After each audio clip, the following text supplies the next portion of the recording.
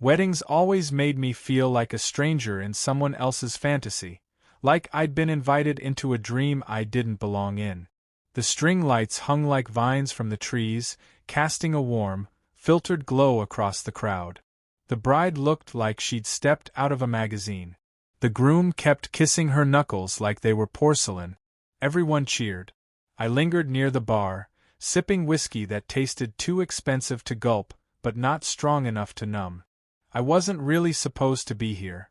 My invite came through a mutual friend of the groom, a guy I used to hook up with who couldn't make it. I showed up out of curiosity, and maybe boredom. Then I saw him. He was standing just outside the circle of laughter, half lit by the paper lanterns, suit slightly wrinkled like he'd pulled it off the back seat of a car. His tie was undone. His hands stuffed into his pocket. Eyes on the dance floor, but seeing nothing. Eli. I knew who he was before I asked. He had the groom's bone structure but none of the shine. Where the groom grinned like a man drunk on the best day of his life, Eli looked like he'd come to a funeral by mistake. People clapped him on the back in passing.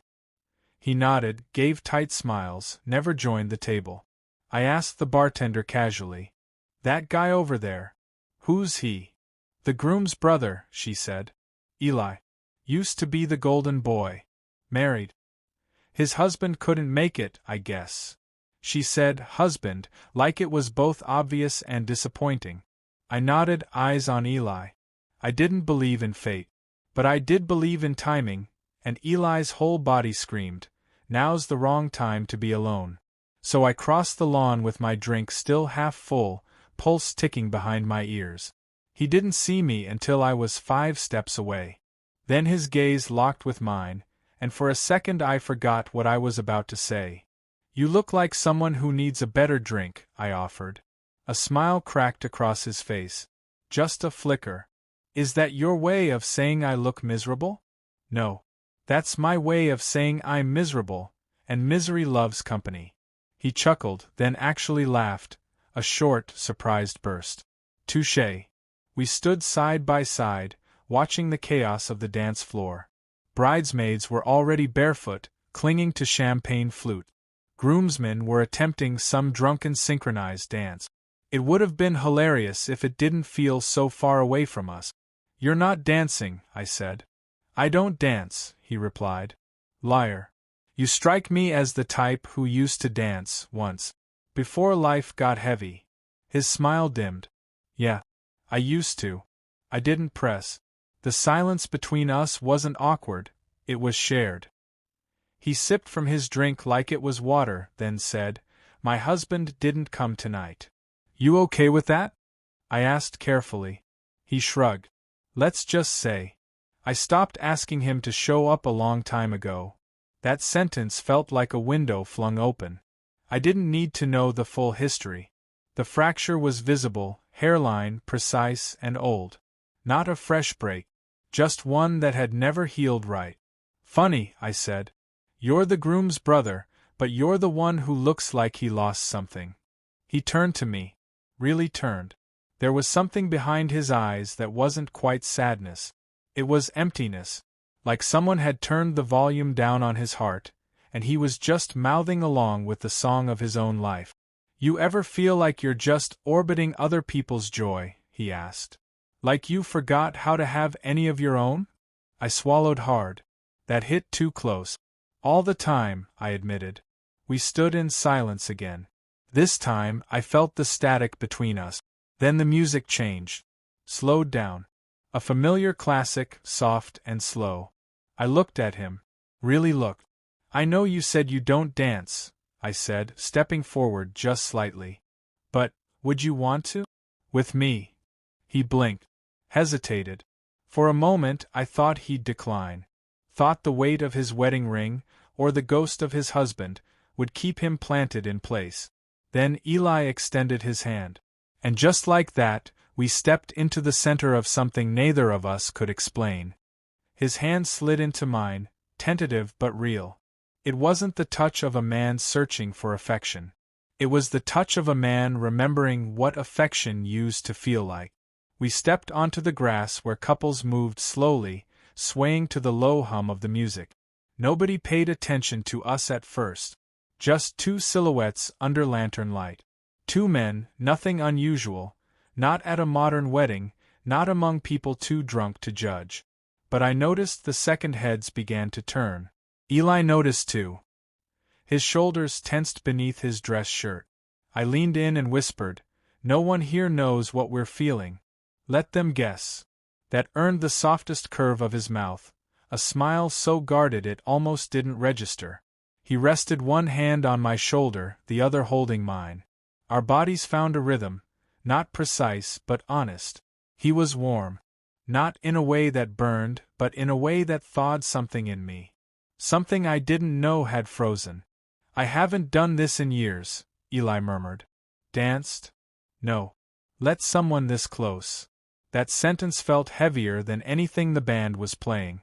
It landed somewhere in the center of my chest and stayed there. I didn't ask about his husband. I didn't need to. But Eli answered anyway. "We've been married 5 years. It started with passion, like it always does. But things shifted. Life got louder and we stopped hearing each other. Then we stopped speaking altogether." I nodded, letting silence be my response. He went on. "He's not a bad man. Just not the one I needed him to be. Not anymore." "Did you ever tell him that?" I tried. He said I was overreacting. Said I wanted romance, like some teenager who couldn't handle adulthood. His voice was tight. Controlled.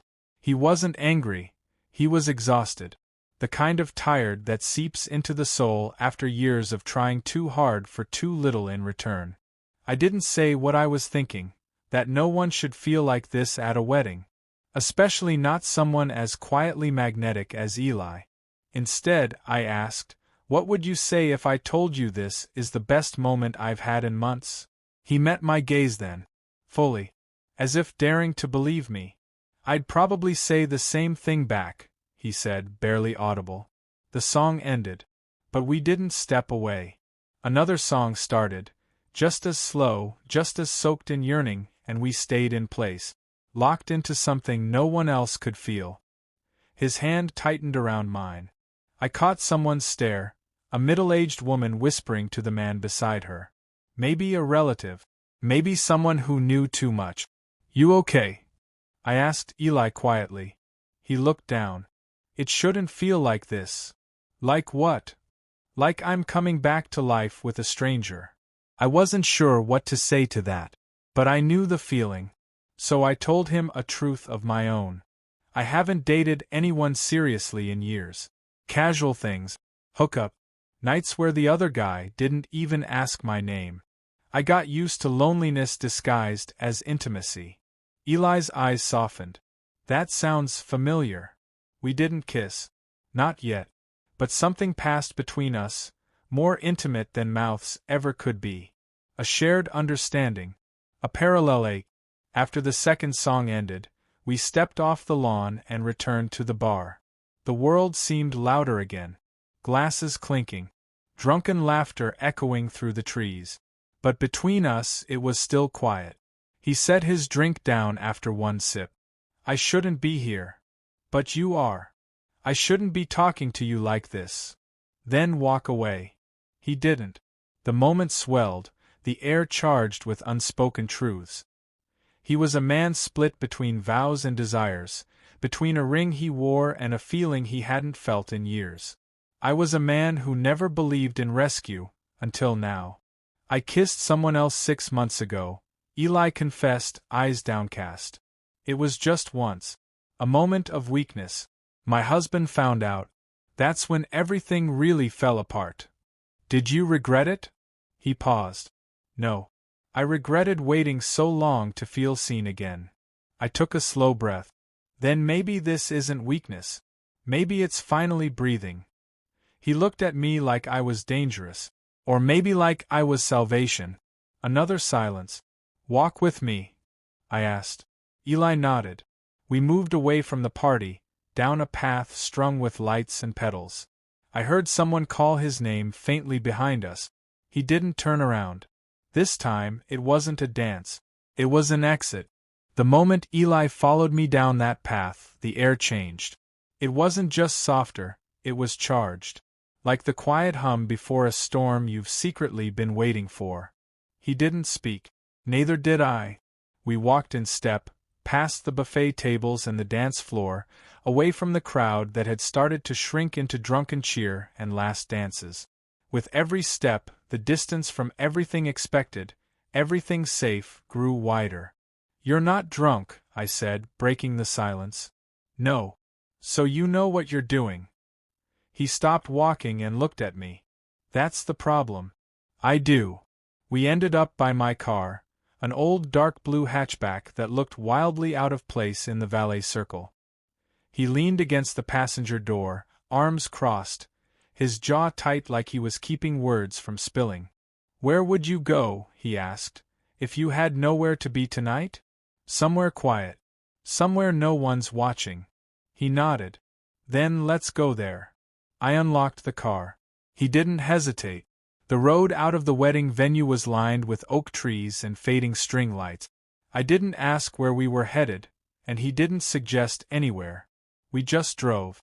After 10 minutes, I noticed him loosen his tie. Then he unbuttoned his collar. He exhaled like he'd been holding his breath for days. Maybe weeks. "My husband and I haven't touched each other in almost a year," he said flatly. When I asked him why, he said, "We're just tired." Like physical affection was something you could ration out like groceries. I glanced over. His face was unreadable, his tone carefully numb. "You don't have to explain anything to me." "I know," he said, looking out the window. "That's why I am." We stopped at a gas station. He didn't get out. I grabbed snacks neither of us would eat and 2 bottles of water, then got back behind the wheel. 10 more minutes and we found it. A lake tucked behind an overgrown fence and a narrow gravel path, completely deserted. Moonlight skimmed across the still surface like glass. I parked under a tree, turned off the engine. Neither of us moved. Then Eli said, "Do you want to sit by the water with me?" So we did. The grass was damp, the air cool. We didn't talk for a while. Just listened to the hum of summer insects and the soft lapping of the lake. "I thought infidelity was always about sex," Eli said finally. "But that's not what I've been starving for." "What have you been starving for?" I asked gently. "Someone to ask how I'm doing. Someone who doesn't look right through me. Someone who doesn't treat my needs like a phase." I looked at him, really looked. His face was tired, but in the way of someone who had carried other people's weight for too long. "I don't know what this is," he added. "But I don't want to lie to myself about wanting it." There it was. The line crossed. The veil lifted. I leaned in first. Not aggressively, not to claim. Just to invite. He met me halfway. The kiss wasn't fiery. It was something else. Hungry but afraid to consume, cautious but urgent. Our lips touched like they were testing truth. When we pulled apart, I said nothing. I just stood, extended a hand, and waited. He took it. The motel we found wasn't pretty. The room was clean but impersonal, muted beige walls, a bed that squeaked when we sat on the edge. We didn't turn on the overhead light. Just a bedside lamp that cast long, forgiving shadows. Eli stood by the window, back to me. "I always thought if I ever cheated, I'd hate myself." "Do you?" I asked. He turned. "No. I hate that I waited so long to feel human again." I stepped toward him, fingers brushing the hem of his shirt. He didn't stop me. He leaned in, forehead resting against mine. We undressed each other slowly, like two people peeling away shame. There was no rush, no performance, just touch, breath, skin, softness. His body trembled under mine, not from fear, but release. We didn't speak during. There were only sounds, a gasp, a whisper, the stuttering rhythm of longing meeting warmth. When it was over, he curled against me like he was trying to disappear into the space between us. I held him. "I don't know what happens after this," he said into the silence. "You don't have to. But I need to do something. Anything. I can't go back and pretend like tonight didn't matter." I stroked his back, anchoring him to the moment. Then don't pretend. Outside, a truck passed. Distant headlights lit up the window briefly before fading again. Inside, we didn't move. We just stayed. Eli was already sitting on the edge of the bed when I woke. Shirtless. Barefoot. His slacks wrinkled and unbuttoned, clinging to his hips like an afterthought. The morning light through the thin motel curtains didn't forgive anything. It laid him bare, exposed the quiet devastation on his face. His wedding ring was in his palm, not on his finger. I couldn't sleep, he said without turning around. Kept hearing his voice in my head, asking where I was. Not yelling. Just disappointed. I sat up slowly. My body ached in the way only intimacy could leave you aching, not from force, but from the weight of everything it cracked open. You regret it? I asked, voice low. He stared at the ring. No. I regret that it took this, you, to realize how empty I've been. The silence that followed wasn't awkward. It was raw. Real. Like we were both sitting inside the echo of something irreversible. I should be ashamed, he said, but all I feel is relief. I reached for my shirt but didn't put it on. Because last night wasn't about betrayal. It was about remembering who you are. He finally looked at me. And who am I? A man who deserves to be touched with intention. Looked at like he matters. Heard. He blinked hard once, then nodded. His phone buzzed on the nightstand. A text. One word. Where? He picked it up. Read it. Then set it back down without responding. I thought I was broken, he whispered. But I was just buried. I stood and walked over to him, laying a hand on his shoulder. You don't owe anyone the version of you that stopped breathing years ago. He leaned into my touch. Not craving, not clinging, just grounding. I need to leave him, Eli said. I stayed still. Not for you, he added quickly. Not to run away with someone who danced with me one night. I need to leave him so I can finally stop disappearing inside a life I no longer want. I wasn't going to ask you to choose, I said. I'm not a fantasy. I'm just a guy who saw you. Really saw you. Maybe before you were ready. He smiled, faintly. I think I was desperate for someone to see me. Even just once. We checked out of the motel in silence. No lingering glances at the front desk. No melodramatic goodbye in the parking lot. Just two men who had walked into a space neither of them planned for, and weren't quite sure how to walk out of. I offered him a ride home. He said no. I need to walk for a bit. Be alone. Let this settle in my bones before I go back to a house that doesn't feel like home. He hesitated. Then he did something I didn't expect. He kissed me. Not with urgency, not like the night before, but gently. Like a period at the end of a sentence we'd both spent too long trying to write. I don't know where this goes, he said. But I know I don't want it to end with a closed motel door. Then don't let it, I told him. He nodded once, then turned and walked away. 2 weeks passed. I didn't hear from him. I didn't expect to. I tried to forget the way he looked when he said, I feel seen. But it clung to me, rewrote something in my skin. I went back to my routines. Coffee, work, small talk with people who never asked real questions. But nothing tasted the same. Then, one afternoon, I sat in a cafe downtown, scrolling through meaningless notifications, when someone sat across from me without asking. Eli. No ring. No apology. Just him.